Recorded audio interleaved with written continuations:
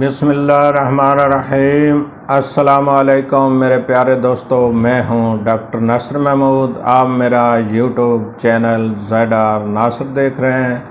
میں تمام دیکھنے والوں کو خوش آمدید کہتا ہوں اور ساتھ ہی ریکویسٹ کرتا ہوں کہ تمام دوست میرے چینل کو سبسکرائب کر لیں اور ساتھ لگی بیل کو پریس کر دیں تاکہ ہر نئی آنے والی ویڈیو فوراً آپ تک پہنچ سکے اور آپ اس ویڈیو کو دیکھ کر اپنی معلومات میں اضافہ کر سکیں۔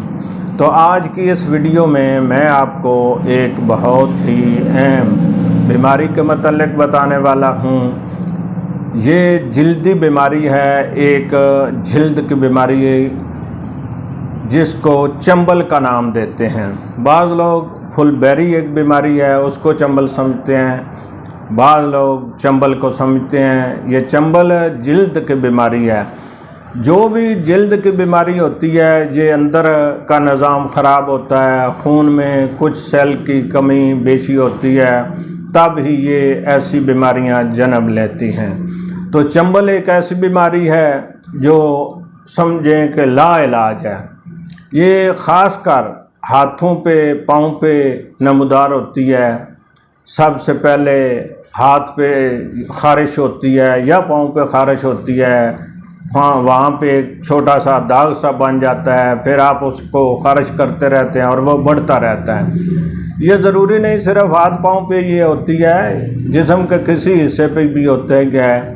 زیادہ تر جو ہے وہ ہاتھوں پہ، پاؤں پہ یہ بیماری ہوتی ہے، یا گردن پہ ہوتی ہے، بازو پہ بھی ہو سکتی ہے، یا ٹانگوں کے اوپر بھی ہو سکتی ہے۔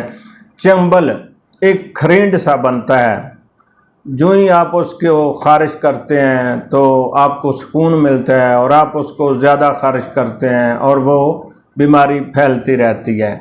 تو یہ بہت موذی مرض ہے، اس کا ایلوپیتھک میں یا دیسی کوئی علاج نہیں ہے۔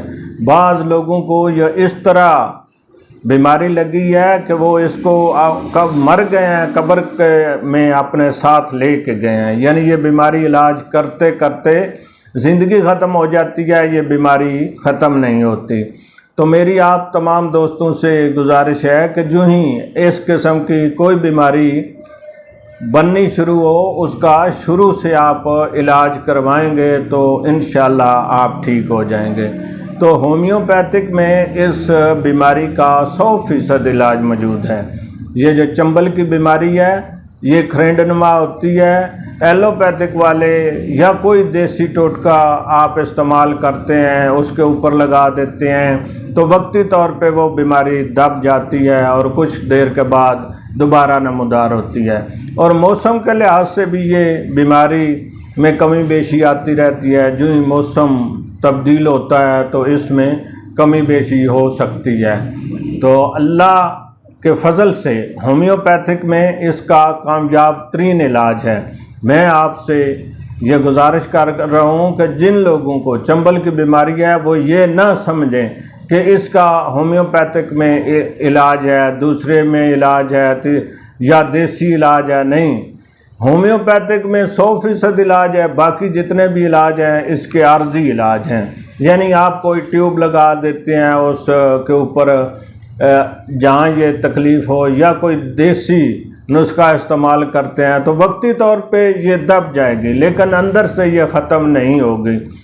چنبل کی بیماری جو ہے یہ آپ نے اکثر لوگوں کو دیکھا ہوگا کہ پاؤں پہ وہ خارش سی ہوتی ہے، ہاتھوں پہ ہوتی ہے، جہاں جہاں جسم پہ یہ بن جائے یہ ختم نہیں ہو سکتی۔ اور جب یہ ہاتھوں پہ ہو یا پاؤں پہ ہو تو آپ کو بہت اس کی پریشانی ہوگی، کیونکہ آپ لوگوں کے اندر جا کر بیٹھ نہیں سکتے، محفل کے اندر نہیں جا سکتے کیونکہ آپ کے ہاتھ خراب ہیں۔ وہاں سے اتنی خارش بھی ہوتی ہے کہ خون نکلنا شروع ہو جاتا ہے اس سے، بیماری کی وجہ سے۔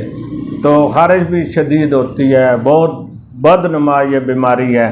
تو میں آپ سے پھر بھی یہ گزارش کر رہا ہوں کہ جو ہی آپ کو چنبل کی بیماری کا شک پڑے تو آپ فوراً ہومیوپیتھک، اچھے ہومیوپیتھک ڈاکٹر صاحب سے رابطہ کریں گے تو آپ انشاءاللہ اس بیماری سے مکمل نجات حاصل کر سکتے ہیں۔ ہومیوپیتھک میں اس کا 100% علاج ہے۔ تو آپ اس بیماری کو لا علاج نہ سمجھیں، یہ ایک قابل علاج بیماری ہے اور ہومیوپیتھک میں اس کا 100% علاج ہے۔